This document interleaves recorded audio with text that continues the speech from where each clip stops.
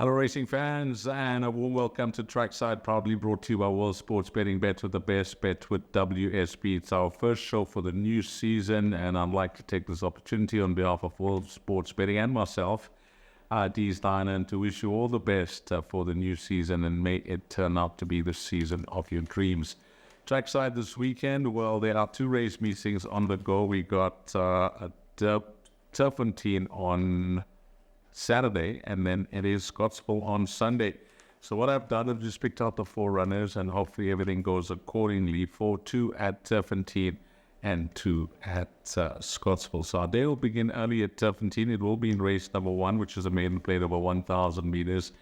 And in this race, I think Chocolate Bomb does look the part. Watched his debut run closely, watched the replay, was unfancied at 16-1. Looked a bit lost in green for most of the race and only found his feet and got his mind on the job over the final 300 meters or so. It was the fastest finish, when second, beaten a half a length. So that was behind the wings within me. I think as expected with most of these young horses, they do improve from one run to the next, and we'd expect nothing less from Johan Janssen van Vieren's son of Lancaster Bomber to just build on that first start, and the fact that he's had the experience now over the course and distance. With all due respect, there are a few unknowns in the race. There's not much that I can add with the form of the other runners, and I think it's the door that's left wide open for him to crack it and win the maiden. Race 1, number 3, Chocolate Bomb.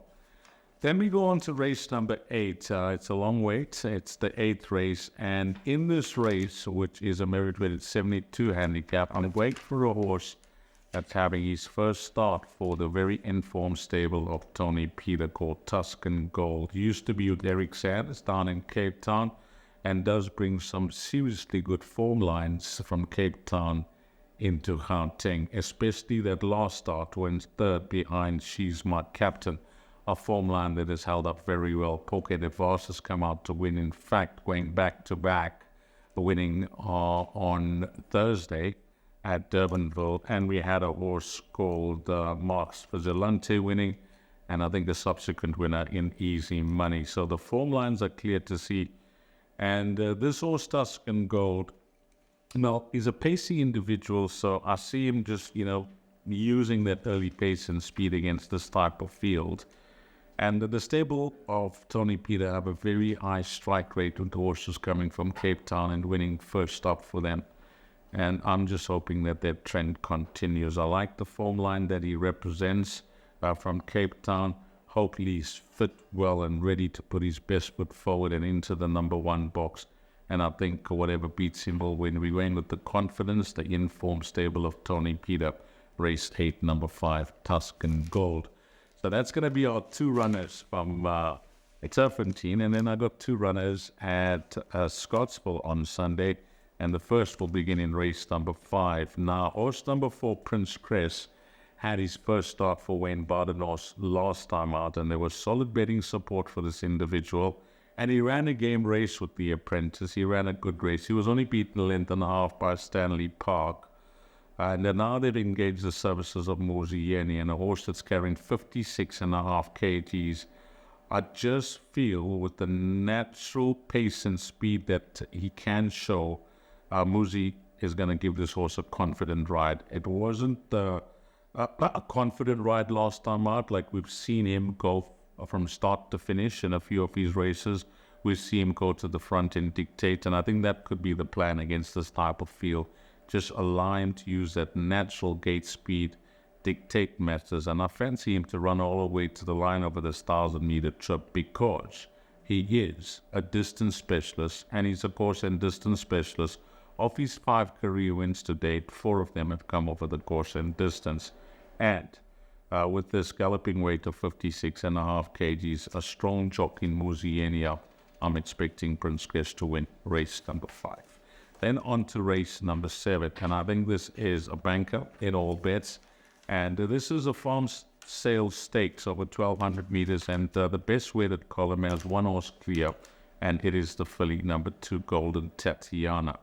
Now, she's trained by Glenn Cotson. She'll be partnered by Mozieni. Well, hopefully Mozi can do trackside at Turn on Sunday because both these runners that I've picked out, Prince Crest and Golden Tatiana, will be partnered by him.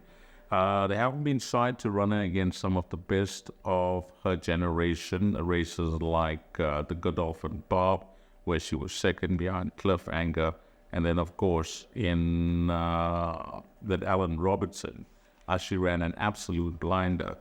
She was beaten 4 lengths, a well-beaten 4 lengths, but I really like that performance behind the very classy Miss Geriatrics, who will be crowned champion juvenile filly, remaining unbeaten. And what a star she's turned out to be for the Sean Terry stable. Miss Geriatrics and Golden Tatiana was in that race. And then, they threw her in the deep end in the Golden Horseshoe against the boys. And she ran to a point, but she faded to nothing behind the super talented Sandringham Summit. Take about David Never Hasten, because that horse, Sandringham Summit, wow.